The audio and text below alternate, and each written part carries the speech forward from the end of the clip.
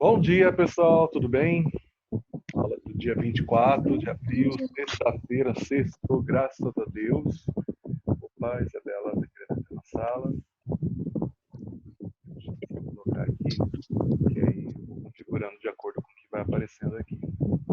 A Isa está entrando agora também.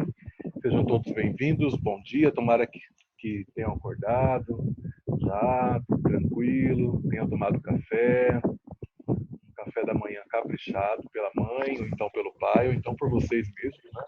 Nem sei se pai ou mãe faz café para vocês. Faz aí? Aqui faz. Aqui não.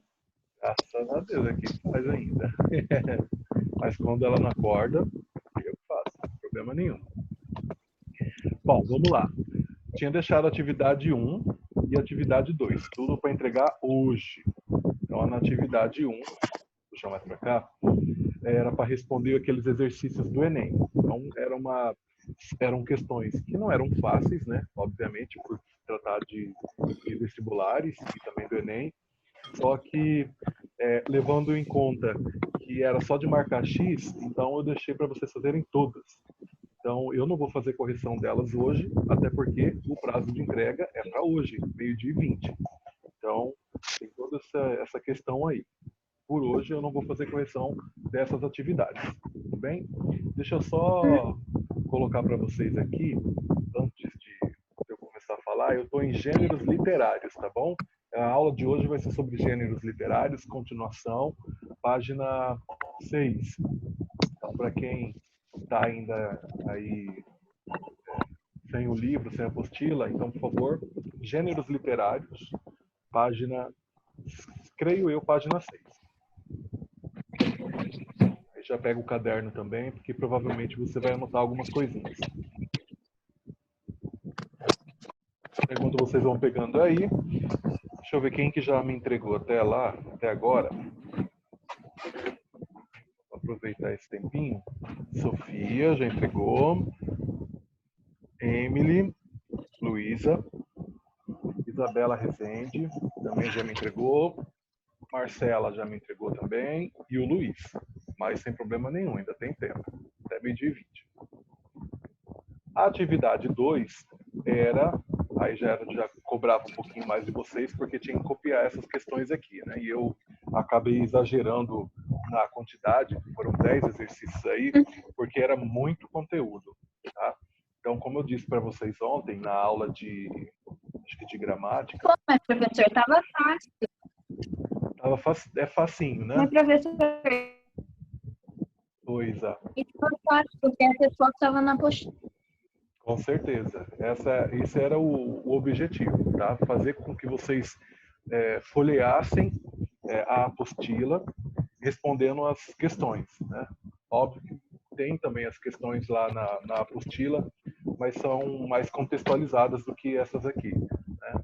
E creio eu que o aprendizado seja melhor você respondendo, porque aí você, além de estar procurando na apostila, você está lendo e também você está copiando, né, no caderno. Mas eu confesso que eu exagerei nas 10 questões, mas tudo bem. Vamos maneirar aí nas próximas. Hoje mesmo, creio eu, não terá nem atividade para vocês de casa, para a semana que vem, tá bom? Tá bom. Então vamos lá. Entregas. Vamos ver quem me entregou. Isabela Patriota, Marcela, Luiz, pronto. Só esses 3 aí, mas sem problema nenhum também. Falou que eram 11 pessoas que entregaram? Só as pessoas que entregaram. Mas essa atividade de literatura tem que me entregar hoje até 12h20. Então, você está falando de literatura. segunda. De segunda. Sim, porque se fosse 11 pessoas já tinham entregues, aí para entregar, que tem 12 crianças. Deve ser de outra atividade. Eu estou falando agora de literatura. Tá bom?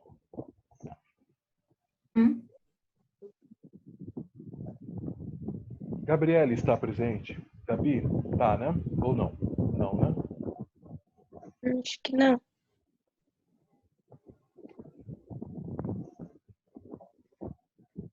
Franciele tá, Emily Martins está. É a Emily Martins ou a Schiavi que está aqui? Schiavi. Beleza.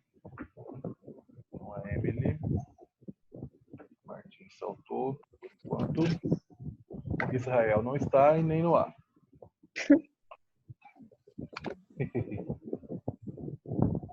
Luiz Guilherme está, Marcela está. Acabou a turma? Não, tem que abaixar a barriga. Marcela, obrigada. Isabela, Marcela está? As duas. Tá bom. E a Marcela? Tá? Não, né? Acho que não. Não. Gente, é preguiça de ver lá, tá? Emily tá aqui, Sofia, pronto. Então faltaram nessa videoaula até o momento Gabriele, Emily Martins, Israel, Noah e Marcela. Tranquilo? Bom, vamos começar então a aula de hoje. Eu trouxe aqui para vocês os objetivos de aprendizagem. Isso aqui eu acho que eu não preciso falar. E trouxe aqui também o mapinha. Um mapinha mental, um resumo esquemático, né, que a apostila oferece para vocês aí sobre o conteúdo de gêneros literários. Todo mundo está acompanhando aí, né? Uhum. Então tá. Nas outras aulas e também nas atividades, propriamente nas atividades, esse módulo foi trabalhado em atividades, né? Mas essas atividades trataram desses assuntos aqui. Do que é gênero literário. E o que é gênero literário? Conjunto de obras literárias agrupadas com base em características comuns. Ou seja, eu vou ter determinadas obras da literatura que vão seguir certa característica, vão ter certas características. E cada característica envolvida vai ser o quê? Um gênero literário, que é o que vocês vão começar a estudar a partir do outro módulo. Beleza? E aí vai até o terceiro ano, estudando gêneros literários. Aí vai vir romantismo, naturalismo, realismo, vai vir um monte de gêneros literários, tá bom? Ou seja, são obras que seguem, que têm, aliás, a mesma característica, que têm características comuns, beleza? Por exemplo, no romantismo, vai ter obras lá que vai estar trabalhando sobre...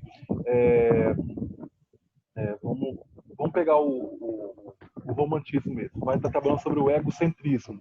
Então, vai ter obras que vão estar trabalhando, que vão estar tratando sobre esses temas. Ou então vai ter obras tratando sobre morte, sobre a morte, o tema morte. Então, determinadas características em determinadas obras fazem com que tenha aí um gênero literário. Beleza? Então, o gênero literário é um conjunto de obras literárias, ou seja, um conjunto de autores agrupados com base em características comuns. E aí vai seguir aí o contexto histórico, social, vai ter toda uma coisa, vai ter toda uma base, um embasamento para que esses autores tenham essa mesma característica na hora de escrever as suas obras. Aí, nesse módulo, vai ter também algo falando sobre a divisão clássica dos gêneros literários. Então vai ter lá o lírico, o dramático e o épico. Lírico. Lê para mim aí o coleguinha Luiz Guilherme. Lírico. Gênero originalmente associado à composição e à declamação de poemas ao som da lira. Beleza. Então aqui você vê que o lírico vai ser um determinado gênero que vai... Deixa eu ver se eu consigo destacar aqui. Que aí fica melhor. O professor está muito...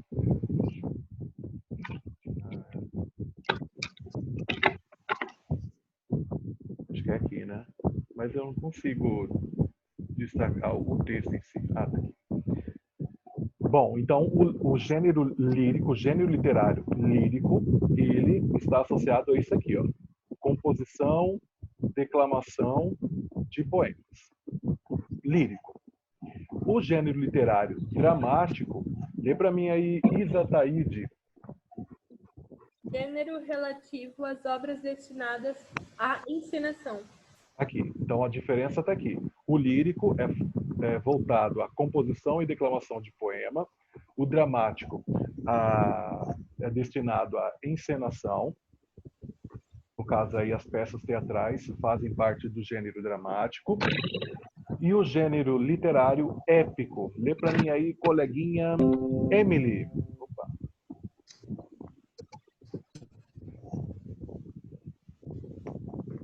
Emily.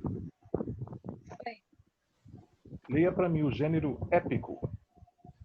O gênero épico também é conhecido de gênero narrativo. A palavra épico se originou da expressão grega épico, que quer dizer palavra e também narrativa. O sinônimo da poesia épica é epopeia. Você está seguindo? Você está na onde? Está lendo o quê? Da apostila, não é? Não, é do espelhamento.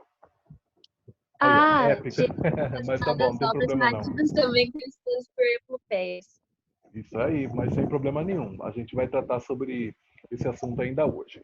Então, lírico, declamação, composição de poemas, dramático, encenação, e épico tem a ver com obras narrativas. Exemplo, epopeias, que a gente vai falar sobre isso ainda hoje. Opa, a Gabi está querendo entrar aqui. Tira a Gabi. Gabi, seja bem-vinda. Obrigada. Então tem aqui, ó, poesia lírica, visão subjetiva, aquele momento que os autores só pensam no próprio eu, egocentrismo isso aqui.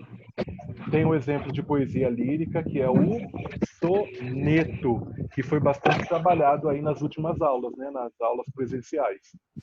Soneto, que tem uma estrutura de quê? Quantos versos? 14 versos. Então vai ser 2 quartetos seguidos por 2 tercetos, ou seja, 2 estrofes de 4 versos e as últimas 2 de 3 versos. Beleza? Tá, vamos lá. Drama. Palavra de origem grega que significa ação. Drama, dramaturgia. Se divide em dramaturgia, enredo teatral e dramaturgo. Isso aí já foi trabalhado nas questões, não já? Uhum. Os modelos de representação teatral na Grécia Antiga também já foi, não já? Aham. Comédia e tragédia. Deixa eu Ô, ver se tem mais. professor, Oi. eu fiquei com um pouco de dúvida do termo lírico, da pergunta que você fez, para definir a origem do termo lírico. Ah, sim, deixa eu só voltar lá. Eu acho que é atividade 1, né? Voltar lá. Não, acho que é atividade 2. Você volta. É a questão número... Qual questão que é? É a 2. A questão 2.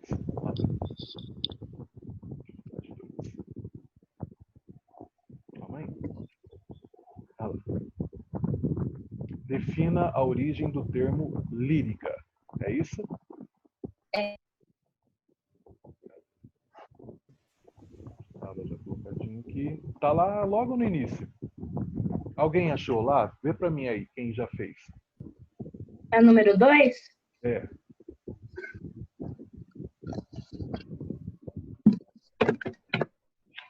Era ali mesmo. Originalmente, o termo lírico se aplicava exclusivamente à composição de poemas. O termo vem do lurikos, palavra grega que significa cantar ao som da lira. Aqui, ó. Achei. Originalmente, é o que você leu aí, ó. O termo lírica até lira. Beleza? O termo lírica se aplicava exclusivamente à composição de poemas. O termo vem de líricos, palavra grega, que significa cantar ao som da lira. E aí, ó, não só aqui fala, como também a gente acabou de ver lá. Cadê?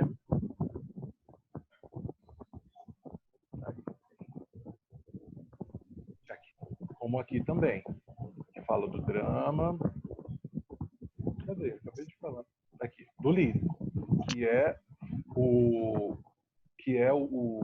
a divisão, são divisões clássicas. O lírico, divisão clássica dos gêneros literários. Existe o lírico, o dramático e o épico. O lírico, ele é responsável pela composição e declamação de poemas. Beleza? É a parte mais... é a parte dos poemas, sonetos e demais textos. Aí tem aí a parte dramática e a parte épica. Tá bom? Deixa eu voltar lá. Aí fala aqui do soneto. Esse não é aqui ainda não. É na página... Estou aqui na página 5, porque eu vou exibir para vocês aqui, bem rapidamente, a entrevista com o pesquisador de teatro, Sérgio de Carvalho, que estava lá no livro interativo. Mas creio eu que ninguém tenha acessado lá, né? Não, eu usei a apostila real. Então tá, vamos lá. Deixa eu ver se vai dar certo aqui, para sair o som aí também para vocês.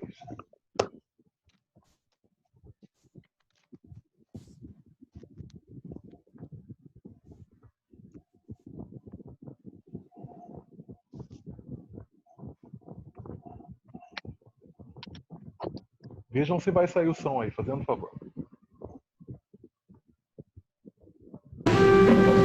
Após 22 dias de caminhar, Meu Deus do céu, que susto. ao pé das geleiras do Jangatal, Bruxa Parnasse, a pobrezinha, adotou como filho o pobrezinho. Dramaturgia é uma palavra que no campo do teatro se refere à escrita do texto teatral. Pode ser também considerado aquilo que você vê no palco acontecendo. A escrita cênica também pode ser considerada tarefa da dramaturgia. Eis que a falta de outro amparo te arranja comigo. Eu comecei trabalhando só como dramaturgo, escrevendo a peça para outras pessoas dirigirem. Em determinado momento eu percebi que a visão do diretor é muito decisiva. Um diretor pode mudar totalmente o sentido do texto. Aquela personagem que eu acho que é ridícula, o diretor pode achar simpática. Eu estou querendo falar mal de algo e o diretor pode querer falar bem da mesma coisa e deslocar a função do texto. Então, para mim, foi importante também dirigir os meus textos. Fica! Eu não tenho mais nada com ele. O que é que você faz aqui? Acabou! Em 1997 eu fundei uma companhia chamada Companhia do Latão. E a nossa ideia foi sempre fazer um teatro crítico. E aí o Latão abriu um campo aí de pesquisa. Muitos jovens grupos de São Paulo se inspiraram na Companhia do Latão.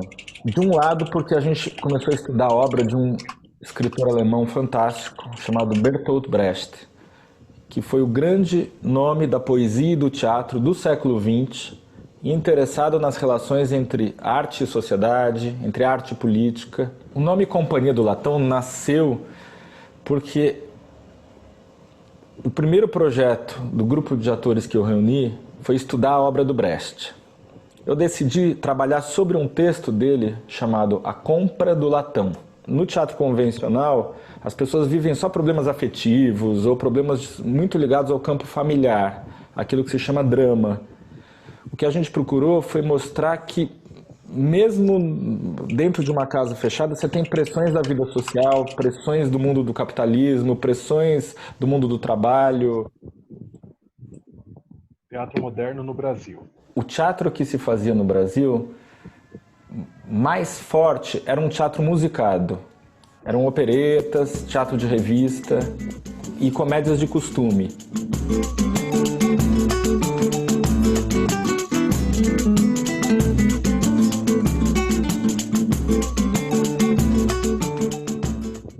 Antes você tinha o ensaiador, que é alguém que ensaia os atores. Só que era alguém que ensaiava os atores de acordo com os velhos padrões dos gêneros. Surgiu uma nova figura que não existia antes, chamada diretor. Essa onda de modernização, ela migra do amadorismo para o movimento profissional. Então surgem nomes novos. Um dramaturgo chamado Nelson Rodrigues, de origem pernambucana, escreve no Rio de Janeiro uma peça que vai ser feita por atores amadores de início. Se chamava Vestido de Noiva. Mas ela tem uma novidade. Tem um diretor polonês chamado Ziembinski, que traz técnicas de encenador moderno, de diretor moderno. Oswald de Andrade foi talvez o maior dramaturgo do modernismo paulista. Em Pernambuco, já desde os anos 40, você tem um movimento modernista interessante, liderado por um sujeito brilhante chamado Hermilo Borba Filho, que era muito interessado em formas populares de teatro. Mamulengo, Bumba Meu Boi, e percebia que essas formas populares eram tão ou mais avançadas do que o teatro experimental modernista. Ele via afinidade entre o Bumba Meu Boi e o modernismo. E Brecht, Lorca, esses grandes escritores modernos. O maior discípulo do Hermilo Borba Filho, que se tornou um dramaturgo famoso, se chamava Ariano Suassuna, que produziu peças já no fim dos anos 50 e 60 que se tornariam importantes para o teatro moderno brasileiro.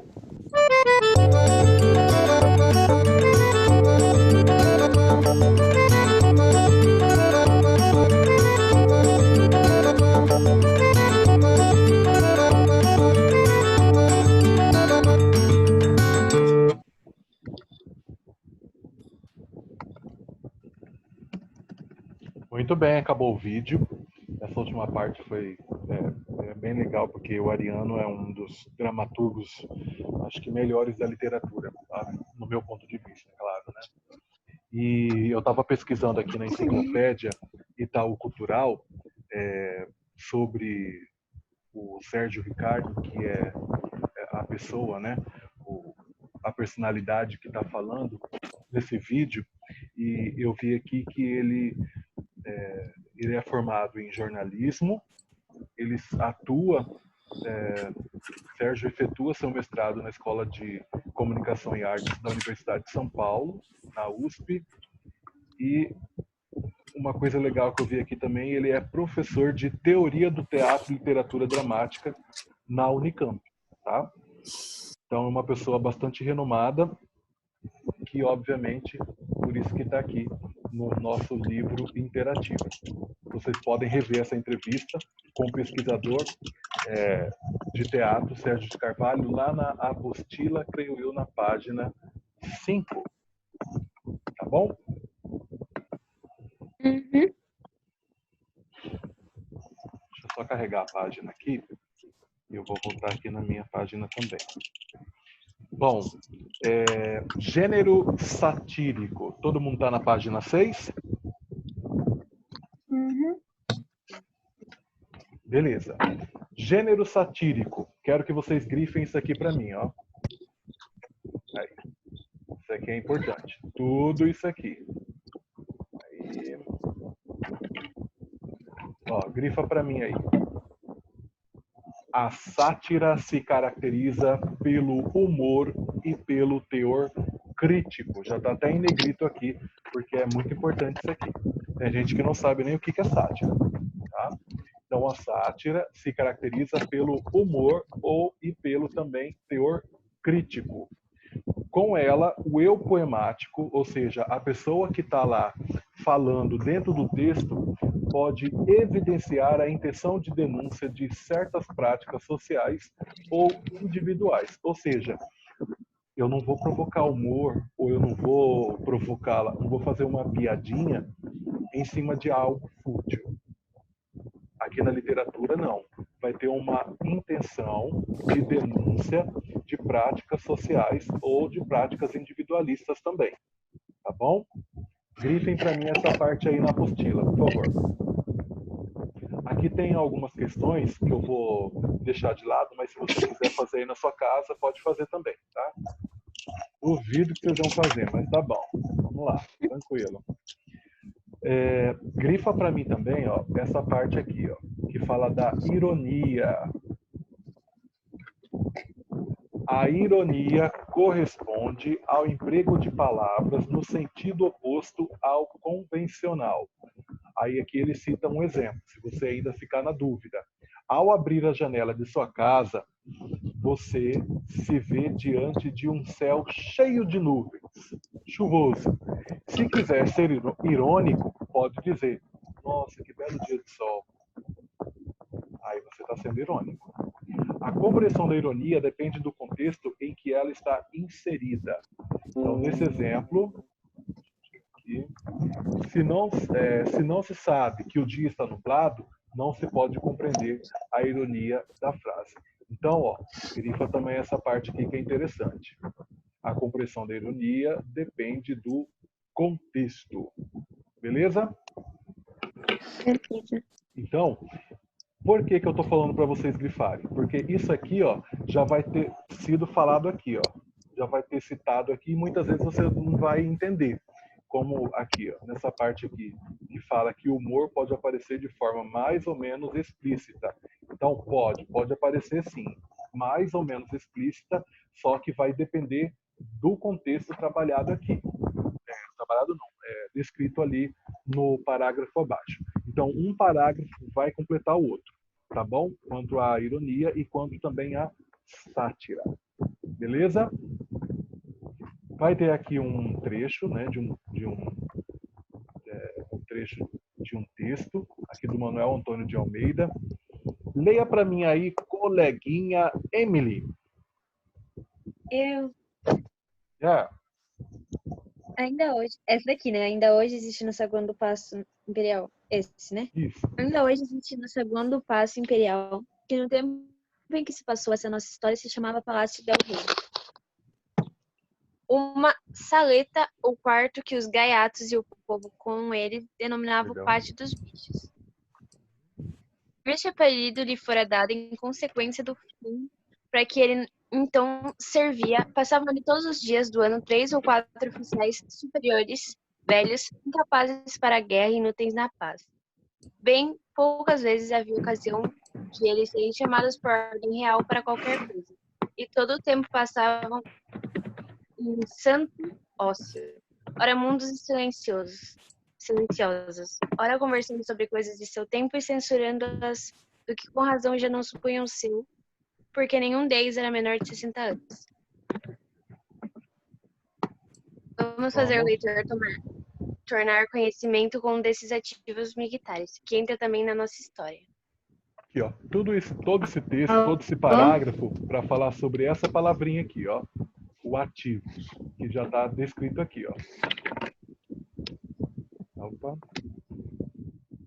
O termo ativos aqui foi usado de forma irônica porque se refere a militares, cujo comportamento se caracteriza pela falta de ocupação e não pela atividade constante. Ou seja, é o oposto do que eu estou querendo dizer. Nossa, como que vocês estão ativos hoje na minha aula? Ou seja, vocês estão dorminhocos. Então, eu estou sendo irônico. Beleza? Uhum. Gênero épico agora, só para terminar esta aula. E aí, o que é o gênero épico? Lê para mim aí, coleguinha patriota.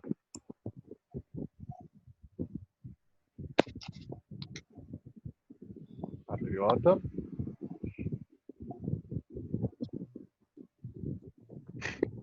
Alô? Eu posso ler, professor? Vai, pode ler. Alô? Obrigado. O gênero épico também é chamado de gênero narrativo. A palavra épico se originou na expressão grega epos, que quer dizer palavra e também narrativa, um sinônimo para poesia épica e apopeia. A apopeia narra os grandes feitos de um herói, frequentemente visto como representante de seu povo. Geralmente, esses feitos grandiosos envolvem guerras e batalhas. Mesmo que tais eventos tenham realmente ocorrido, sua transposição para a epopeia se dá de acordo com a imaginação do autor. sem grande preocupação com a facilidade histórica. Por isso, nota-se a presença do maravilhoso, isto é, a atuação de forças sobrenaturais, como a interferência de deuses da mitologia clássica. Apesar da importância das aventuras guerreiras, as epopeias também comportam episódios líricos, de temática amorosa. Peraí, De uma maneira Aí, acabou. Ó, você viu que eu já grifei ali em cima, né? Isso tudo aqui, ó, muito interessante. É interessantíssimo. Então, destaca aí, porque isso aí pode cair nas futuras provas, tá bom? Falando sobre epopeia. Tem tudo aí que você precisa saber. Mas, aí, ó, primeiro lugar. Deixa eu ver aqui se eu achei aqui. Eu pesquisei aqui bem rapidamente. Não, esse aqui não. Aqui. Pode ser aqui. Bem rapidamente num sitezinho aí da vida. Sobre o gênero épico. Que você acabou de falar para mim também. Que é um gênero narrativo. Narrativo. Então aqui fala um pouquinho sobre a origem. E ó, tem essa parte aqui que eu acho bem legal.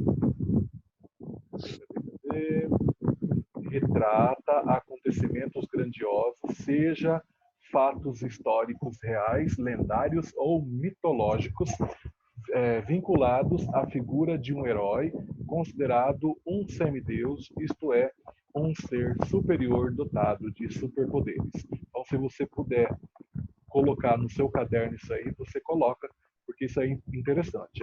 Lá pro meio-dia, por aí, já vai estar tudo lá no YouTube, tá bom?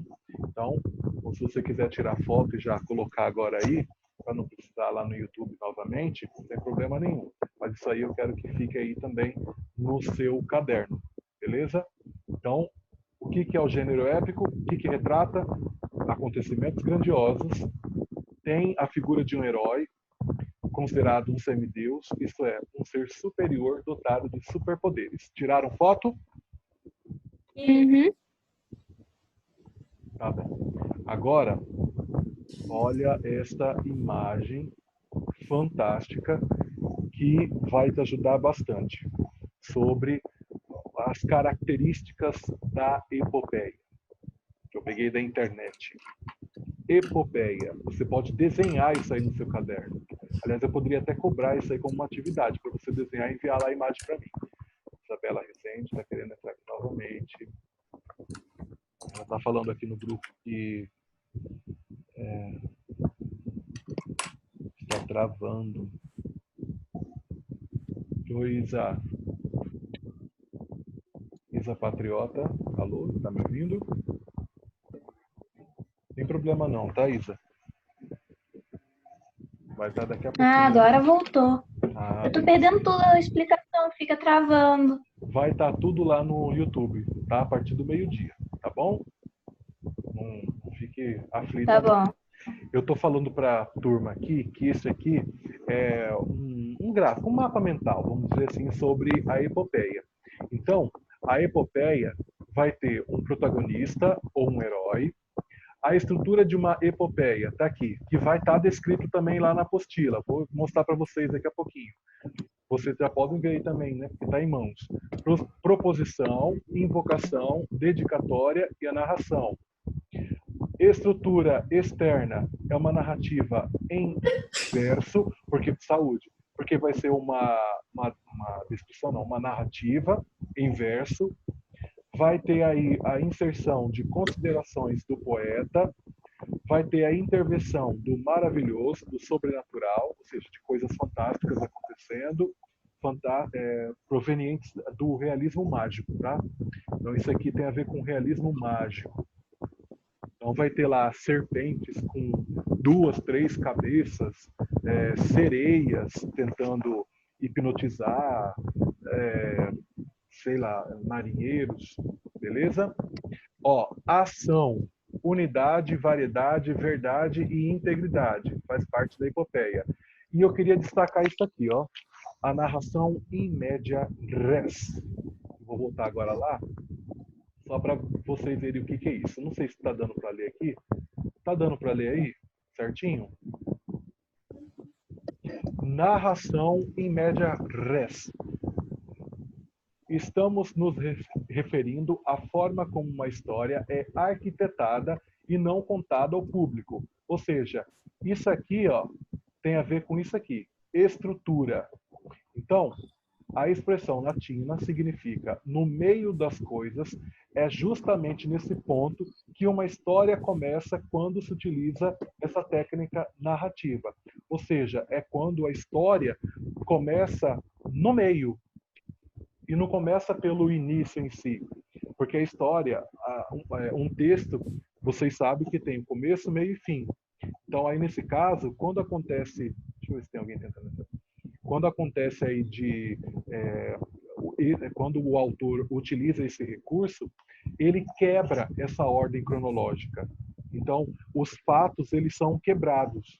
Então, a história vai começar do meio, depois vai partir lá para o final, ou então pode começar do final, até voltar aí para os tempos atuais.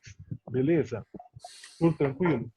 Se vocês quiserem dar uma lidinha aqui, ó, não tem problema nenhum. O site é Escola de Roteiro, Estrutura de Storytelling. Storytelling. Você que é aí do Patriota, pelo amor de Deus, me ajuda em nome de Jesus. É só clicar. Cadê? Eu mando lá no...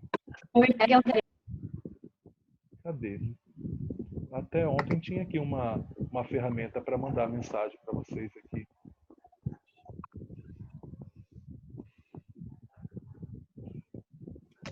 Mas eu mando lá no WhatsApp depois o link, tá bom? Sem problema nenhum. Bom, aqui, ó, depois disso aqui, o texto a apostila vai tratar desse assunto aqui, ó. Proposição, dedicatória, invocação, narração e epílogo. Mas a gente vai parar por aqui, beleza? Porque eu vou acabar com a gravação, que já passou aqui do limite, e porque vocês também terão outra aula agora. Beleza? Com outro professor. Tudo bem? Tenham todos um excelente final de semana. Não vou deixar a tarefa para vocês, porque a nossa aula já foi dada aqui. Tá bom? Tá bom. Tchau, obrigado. Até quarta-feira. Tá bom? Bom dia. Tchau.